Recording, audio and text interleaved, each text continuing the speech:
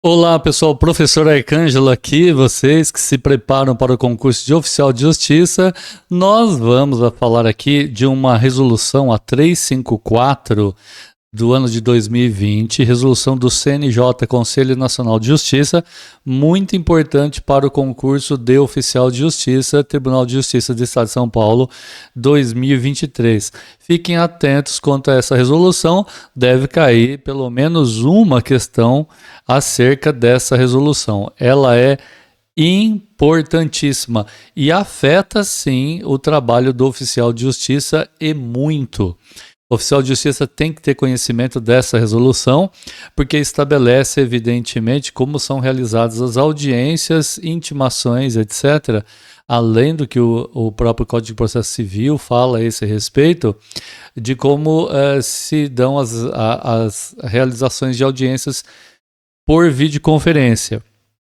Então vamos lá, é assunto importante, podem cair aí, de repente, duas questões sobre isso, é importante conhecê-la.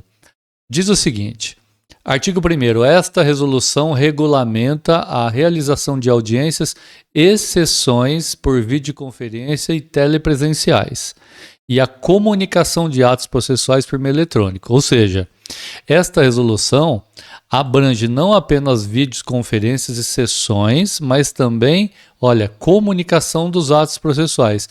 E quando ele fala comunicação dos atos processuais, pessoal, o que ele está querendo dizer? Ele está dizendo exatamente que se trata de intimações que se dão no processo. Então, por exemplo, aqui comunicação dos atos processuais, citação, intimação por meio de videoconferência. Nas unidades jurisdicionais de primeira e segunda instância. A primeira instância, pessoal, é a comarca. A segunda instância é o Tribunal de Justiça, tá bom? Primeira instância é a comarca, né? O ofício de justiça, onde o juiz atua. Quando entra com um recurso, por exemplo, vai ser julgado por um tribunal ou por um colegiado, no caso da Lei 9.099 dos juizados especiais. Mas também é um grau de recurso, é uma segunda instância recursal, tá bom? Artigo 2º. Olha só. Exceção, tem exceção. Supremo Tribunal Federal, o STF, tá bom? Isso não regulamenta as atividades do STF. Apenas aí, primeira e segunda instância dos tribunais do Estado, do Distrito Federal, dos tribunais da Justiça do Trabalho, do Militar e Eleitoral e nos tribunais superiores, STJ, tá? Ou Superior Tribunal Militar, etc., menos o STF. Artigo 2º. Para fins dessa resolução, entende-se por... O que é videoconferência? Videoconferência é uma comunicação à distância realizada em ambientes de unidades judiciárias. Então, videoconferência é uma comunicação à distância realizada em ambientes de unidades judiciárias. Perfeito? Isso é videoconferência. Telepresenciais são audiências e sessões realizadas a partir de ambiente físico externo às unidades judiciárias. Então, videoconferência é quando se trata de uma audiência que é feita a partir de um fórum, tá? E audiências telepresenciais é quando elas se realizam em ambiente fora do ambiente fórum. Então, por exemplo, se uma intimação for feita ou até ouvir uma testemunha. Uma intimação foi feita por oficial de justiça a partir de sua residência e ele vai intimar alguém e faz por videoconferência, ele está fazendo, na verdade, uma telepresencial, ele está trabalhando a partir de casa. É só para estabelecer aí uma separação, tá? Mas o efeito prático é o mesmo. A participação por videoconferência via rede mundial de computadores ocorrerá. A videoconferência a partir de computador ocorre em unidade judiciária diversa da sede do juízo que preside a audiência ou sessão na forma da resolução 341. Então, a participação por videoconferência ocorre em unidade diversa da sede do juízo, que preside a audiência ou a sessão. Quem preside a audiência ou a sessão está na sede do juízo, está no fórum, tá bem? Agora, unidade judiciária diversa seria um presídio, por exemplo, ok? Aí. É o caso do 2 aqui, ó, estabelecimento prisional. Unidade aqui seria um distrito, né, judiciário, por exemplo, desculpem aí. Mas, de qualquer forma, são ambientes aí, de certa forma, institucionais. Terceiro, as audiências só poderão ser realizadas na forma telepresencial a pedido da parte. Ok? Ou seja, a parte pede que seja realizada e ele fique em sua casa, cabendo ao juiz decidir pela conveniência de sua realização no modo presencial, ou seja, a pessoa em casa ou ela comparece, né, ao fórum para realizar aí pessoalmente. Em qualquer das hipóteses, o juiz deve estar presente na unidade judiciária, ou seja, o juiz está na unidade judiciária e quem está sendo intimado está em casa. Aí é o telepresencial. Então, videoconferência é de instituição para instituição, ok? E telepresencial de juiz para uma residência, por exemplo, ou escritório de advogado.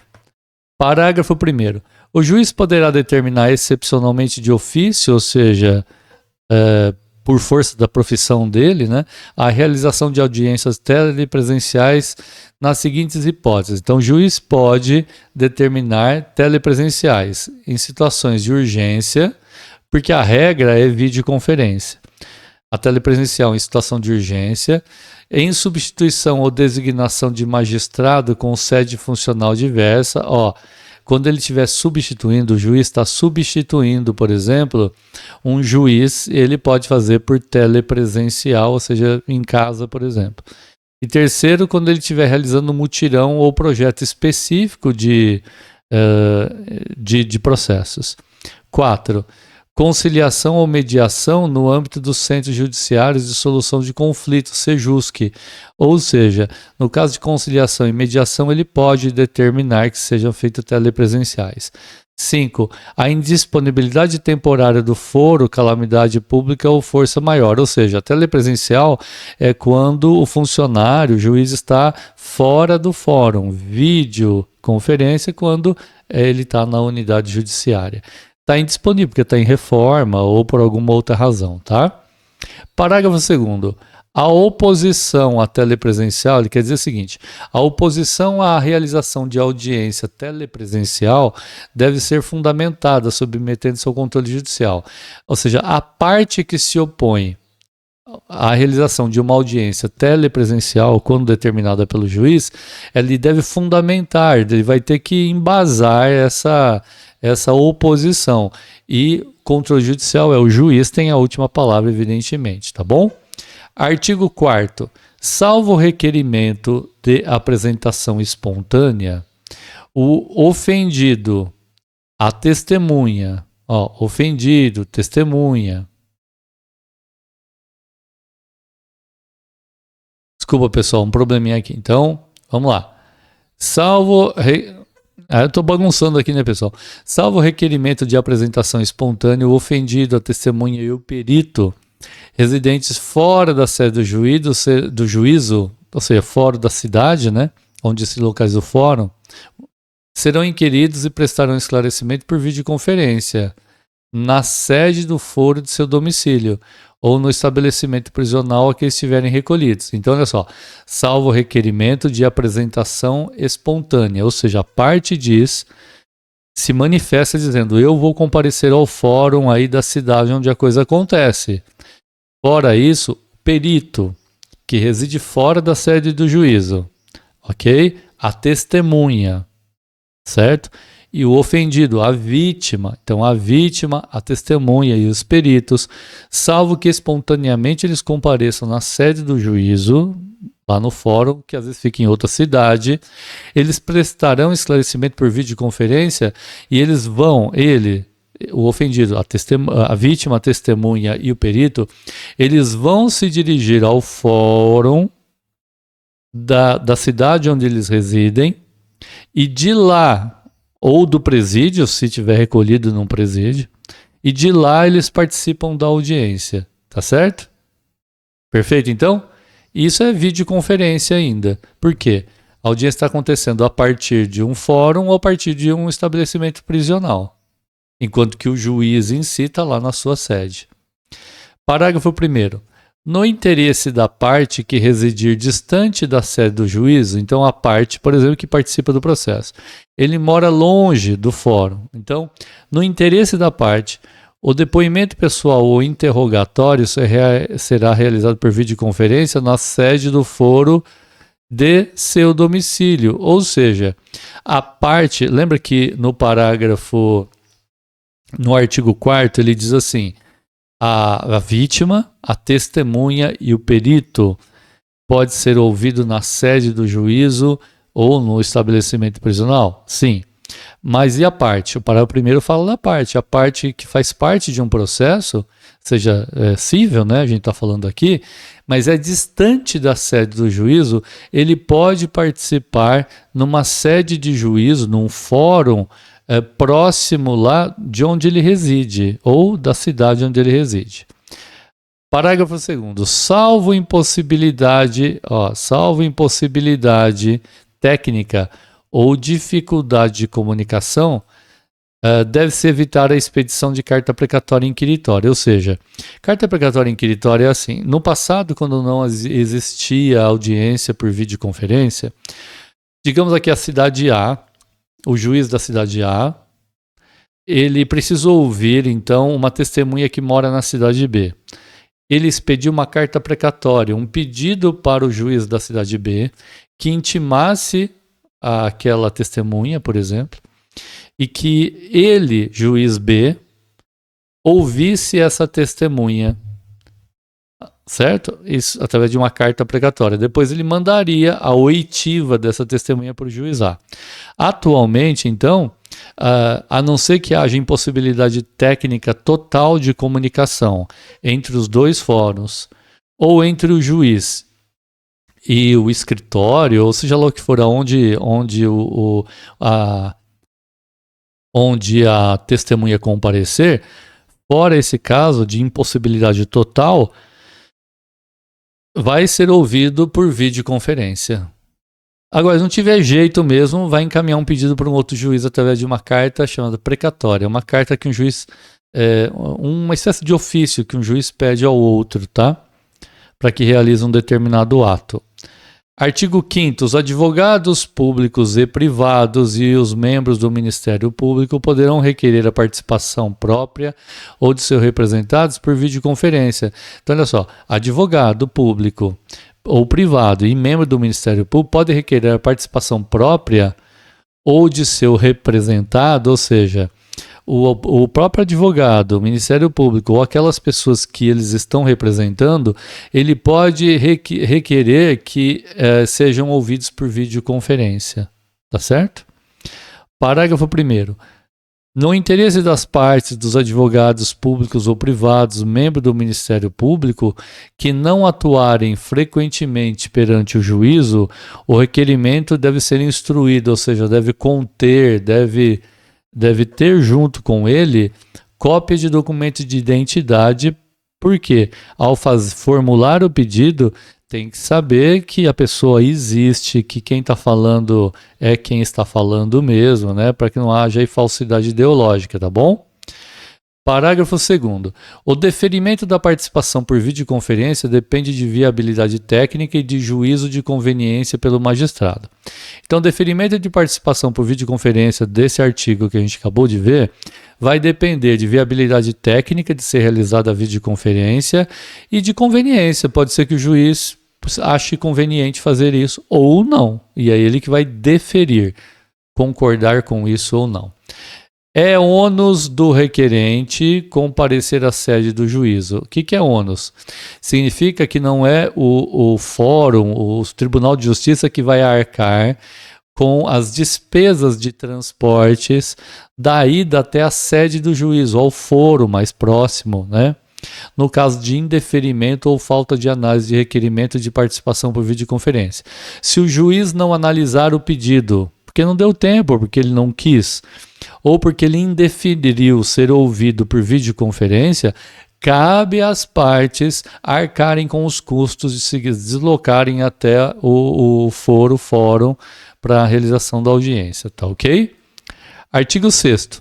O réu preso fora da sede da comarca, ok? Por exemplo, a comarca é Pirassununga, o réu está preso em Araraquara, tá ok?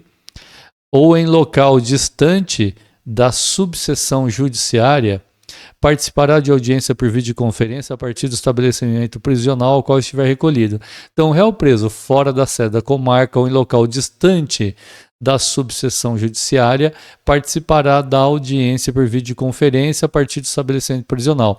Veja que ele estabelece aqui uma regra.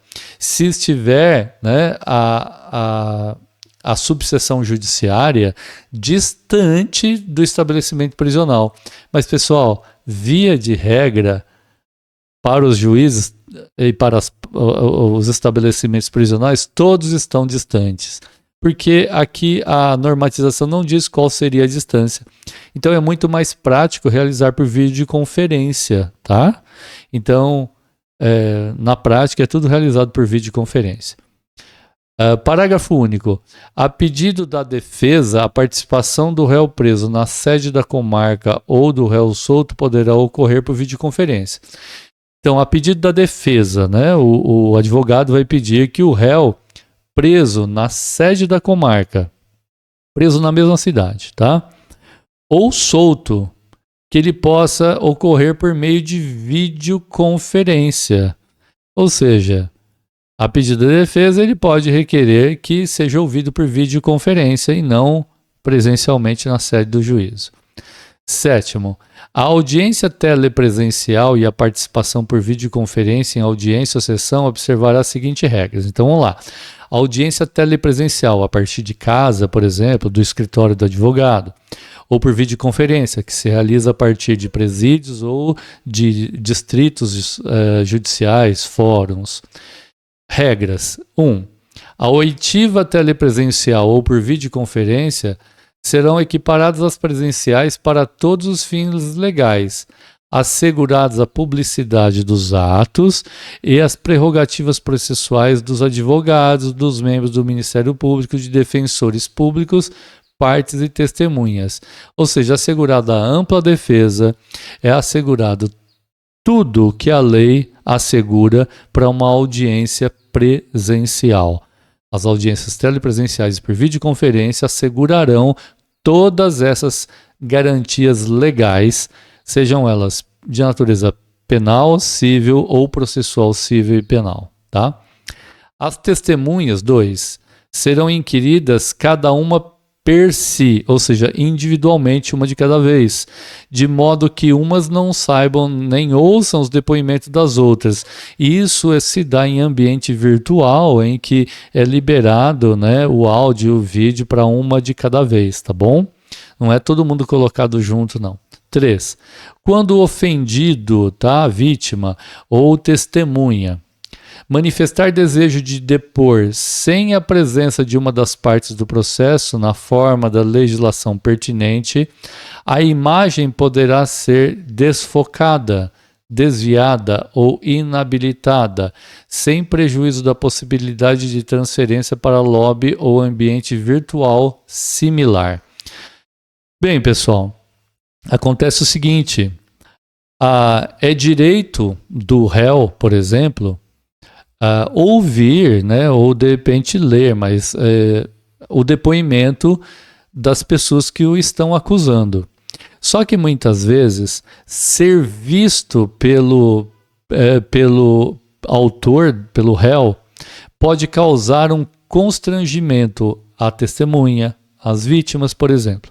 Então, no momento em que o oficial de justiça intima essas partes, consta lá no corpo do mandado que a vítima ou testemunha, no momento em que receber a intimação, deverá manifestar ao oficial de justiça que a visão do réu e vice-versa lhe causa constrangimento, temor de alguma maneira. Isso vai constar no mandado e na certidão do oficial de justiça para que, no momento em que se realiza a audiência, o juiz e os servidores que cuidam da audiência já saibam disso para preparar essas situações. Evidentemente, na hora em que a coisa vai ocorrer, numa conversa prévia entre o servidor e a parte que vai ser ouvida, essa parte pode manifestar esse seu temor, essa inconveniência, e aí as providências serem tomadas. Esses cuidados são sempre tomados, tá bom? 4. As oitivas, né? Ou seja, ouvir, né? As partes, testemunhas são chamadas de oitivas. Telepresenciais ou por videoconferência serão gravadas, devendo o arquivo audiovisual ser juntado nos autos ou disponibilizado em repertório oficial de mídias indicado pelo CNJ ou pelo tribunal. Então, oitivas é ouvir testemunhas.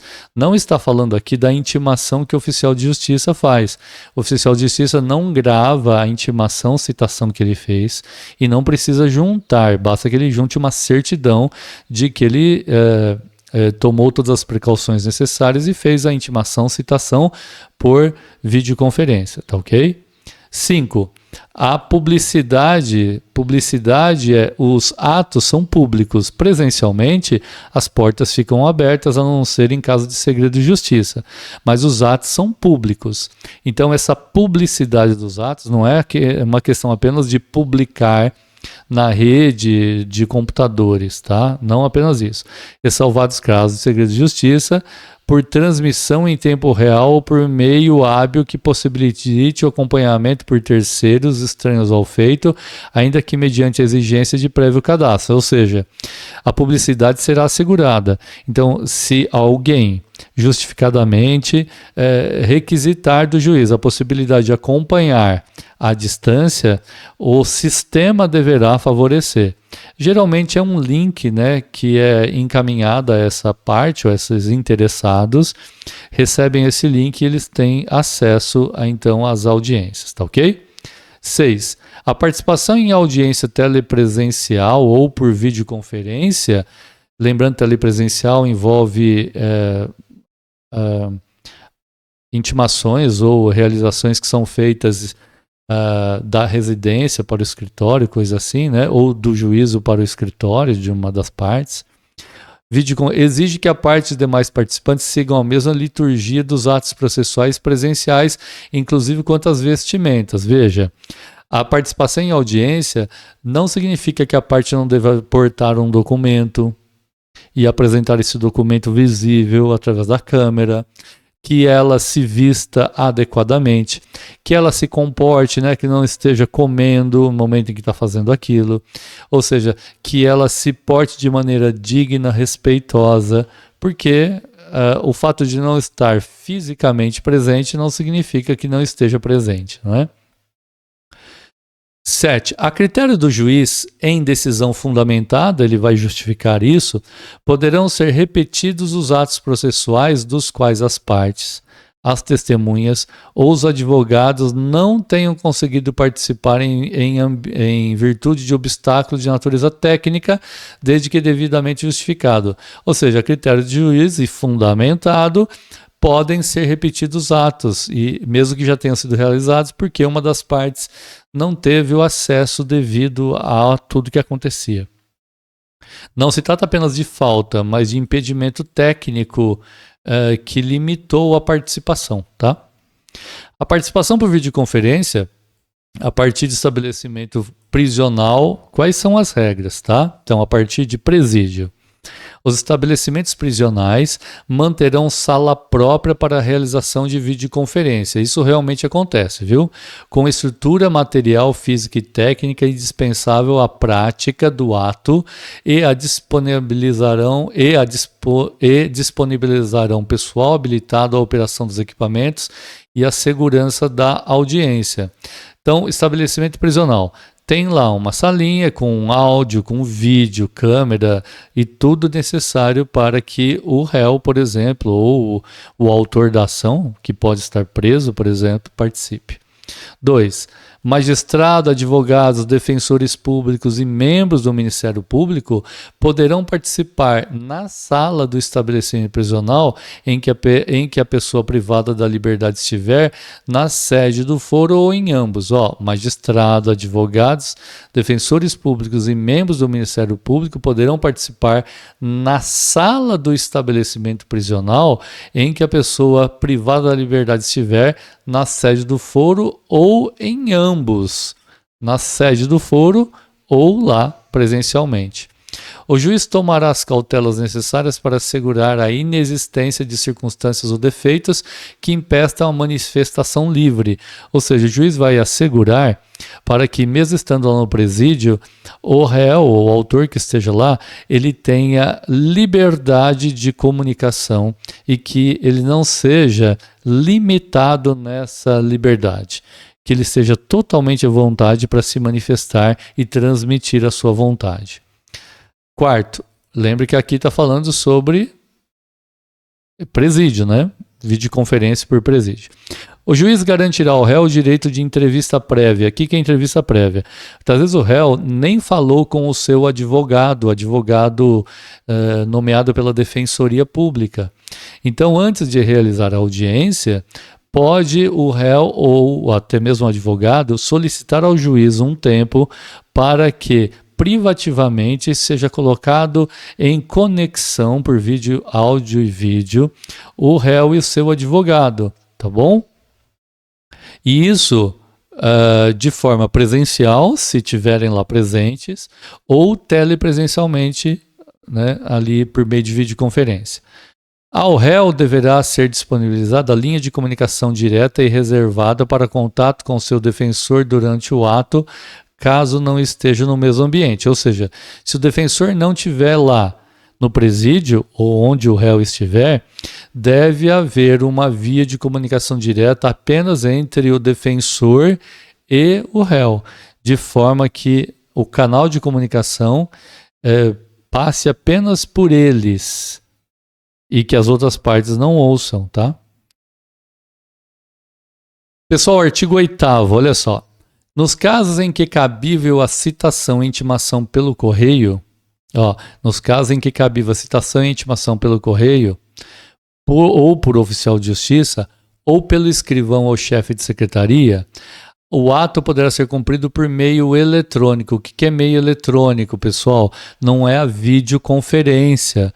O meio eletrônico é por e-mail, tá? Encaminhando-se ao e-mail e tendo a comprovação, né, uma confirmação de quem recebeu esse e-mail. Não precisa ser e-mail, mas poderia ser por meio de uma mídia, por exemplo, a rede social, por exemplo, serviria, tá? Então, assim, aqui o artigo 8º diz que nos casos em que cabível a citação e intimação pelo correio. Então, vamos lá. Nós temos lá o Código de Processo Civil, que permite, em várias situações, a intimação por meio de correio ou por oficial de justiça ou realizado pelo escrivão ou chefe da secretaria, por exemplo. Tá? Nesses casos, o ato pode ser cumprido por meio eletrônico se houver uma garantia de que o destinatário do ato tomou conhecimento do seu conteúdo. Tá ok? Muito bem. Parágrafo único. As citações e intimações por meio eletrônico serão realizadas na forma da lei, ou seja, citação e intimação por meio eletrônico tem que ser realizado na forma do artigo 246, inciso 5 do CPC, artigo 6º e 9º da Lei 11.419, não lhes aplicando a disposição dessa resolução. Esta resolução aqui, pessoal, trata da videoconferência, áudio e vídeo, teleconferência, ok? O artigo 8º está falando da citação, intimação e comunicação por meio de e-mail, redes sociais, que não importa essa transmissão ao vivo de imagem e som, tá? Artigo 9º. As partes e os terceiros interessados informarão. Então vamos lá, hein? Deixa eu pegar uma cor aqui. Tá muito bagunçado isso aqui, viu, professor? Então as partes e os terceiros interessados informarão por ocasião da primeira intervenção nos autos os endereços eletrônicos para receber notificações mantendo-os atualizados durante todo o processo. Ou seja, no primeiro momento em que se manifestam dentro de um processo, as partes vão atualizar com seus endereços eletrônicos, em que a partir daí poderão receber as notificações e intimações, mantendo-os atualizados, então, para que essas formalidades ocorram sempre pelo meio eletrônico, tá? Parágrafo único. Aquele que requerer a citação ou intimação deverá fornecer, além dos dados de qualificação, os dados necessários para a comunicação eletrônica por aplicativos de mensagens, redes sociais e correspondência eletrônica, salvo impossibilidade de fazê-lo. Então, digamos que um processo civil, né? A parte que entrou com a ação, ele deve fornecer os endereços eletrônicos, etc., da outra parte que será intimada por meio de e-mail, por exemplo. Salvo se ele estiver impossibilitado de fazer isso, mas cabe à parte fornecer esses dados. Artigo 10. O cumprimento da citação e da intimação por meio eletrônico será documentado por... Como que se documenta que a parte foi intimada por meio eletrônico, por e-mail, redes sociais, etc.? Comprovante do envio e do recebimento da comunicação processual com os respectivos dia e hora da ocorrência. Então, comprovante do envio e do recebimento da comunicação processual, que seria um e-mail, por exemplo, com os respectivos dia e hora da ocorrência, que mandou e dia que recebeu. 2. Certidão detalhada de como o destinatário foi identificado e que tomou conhecimento do teor da comunicação. Então tem que ter na certidão, seja do escrivão, do oficial de justiça, de que o destinatário foi identificado e como que se procedeu essa identificação. Parágrafo 1º. O cumprimento das citações e das intimações por meio eletrônico poderá ser realizado pela Secretaria do Juízo ou pelos oficiais de justiça, ou seja, as intimações por meio eletrônico, e-mail e tudo mais, pode o oficial de justiça fazê-lo, tá? Ou pela própria secretaria. Parágrafo 2º. Salvo ocultação, é vedado o cumprimento eletrônico de atos processuais por meio de mensagens públicas. Salvo ocultação, ou seja, em que a pessoa se oculta para não ser intimado e citado, ele foge a isso. Não é permitido o cumprimento eletrônico de atos processuais por meio de mensagens públicas. Por exemplo, publicação em ambientes públicos de acesso a todos. Agora, salvo ocultação, porque se a pessoa se oculta, então torna aquilo público para que ela não alegue que não teve acesso e não teve conhecimento, tá bom? A intimação e a requisição de servidor público, aqui é o seguinte, um servidor público é um funcionário público, tá? Ele, para participar de uma audiência, segundo os códigos, né, eles dizem que a sua requisição ou intimação ou citação deverá ser comunicada também ao seu chefe na repartição pública, para que aquele chefe saiba que aquele funcionário naquele dia estará ausente. Tá? Então, ele pode ser requisitado, esse servidor público, para que seja dispensado do trabalho. Ok, então olha, a intimação do funcionário público, bem como a cientificação do chefe da repartição, serão realizadas preferencialmente, por meio eletrônico. Então, a intimação de servidores públicos ou a comunicação ao seu chefe é feito por videoconferência, ou melhor dizendo, por meio eletrônico, seria e-mail, por exemplo, tá bom? Para finalizar aí, né, pessoal, o artigo 12 diz o seguinte: o CNJ disponibilizará sistema para agendamento de participação por videoconferência em unidade judiciária diversa da sede do juízo que preside a audiência ou sessão na forma da resolução CNJ 341/2020 e em estabelecimento prisional. Então, em se tratando de unidade judiciária fora da sede do juízo, quem vai fornecer sistema para o agendamento da participação por videoconferência será o CNJ. 13.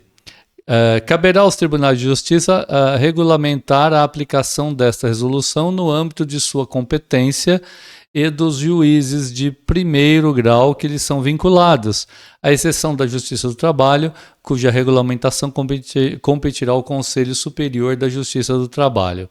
Bom, pessoal, o que está sendo dito aqui é o seguinte. Deixa eu ver se eu consigo. Eu não sei se eu vou conseguir, né, pessoal? Mas vamos lá. Vamos lá. Cabe aos tribunais regulamentares. O que ele quer dizer é o seguinte: o Tribunal de Justiça do Estado de São Paulo, cabe a ele regulamentar toda essa resolução. Regulamentar seria estabelecer as regras e a viabilização para que tudo isso ocorra. Porque detalhes sobre quem faz, como faz, de que jeito faz e como que a coisa é feita, caberá a cada tribunal, diante da situação fática que cada um se encontra, estabelecer os melhores procedimentos e regras que não fujam a essa resolução, mas que apenas complementem, decidindo e regulamentando no seu âmbito de aplicabilidade, tá certo? Exceção. A exceção é a Justiça do Trabalho, que cabe então ao Conselho Superior da Justiça do Trabalho aí regulamentar sobre a aplicação dessa norma. Artigo 14 diz que esta resolução entra em vigor a partir da data da publicação, não alterando e nem derrogando a resolução. Ministro Luiz Fux era o ministro, então, em 2020 do CNJ, né, que presidia o CNJ. Ficamos por aqui, espero que a gente tenha sido feliz aqui na nossa explicação, foi rápida, sucinta, ok? A gente pede perdão aí se foi muito apressado, mas qualquer dúvida a respeito, entre em contato conosco, deixa o seu comentário na própria aula, nós vamos disponibilizar isso tudo aqui numa única aula, e deixa aí o seu comentário, qual é o artigo, onde ficou a dúvida e a gente responde para vocês. Um abraço, bons estudos, tá, pessoal?